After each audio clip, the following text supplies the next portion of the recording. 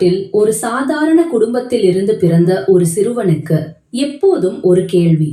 நம்ம ஊரில் இருந்தே உலகத்துக்கு பெரியதாக ஏதாவது செய்ய முடியாதா என்ற ஒரு கேள்வி நீண்ட நாள் மனதில் இருந்தன. வெளிநாட்டில் வேலை கிடைத்தாலும் கூட அவன் மனது ஊரில்தான் இருந்தது. அங்கேயே அவன் ஒரு கனவு கண்டான். நாம் நாட்டில் இருந்தே உலகத்திற்கு தரமான சாஃப்ட்வேர் ஒன்றே உருவாக்கணும் என்று நினைத்தான்.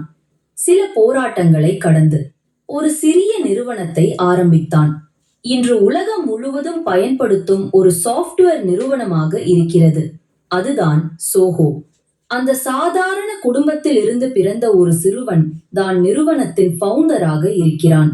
ஆரம்பத்தில் நம்பிக்கை இருந்தது, பணம் இல்ல.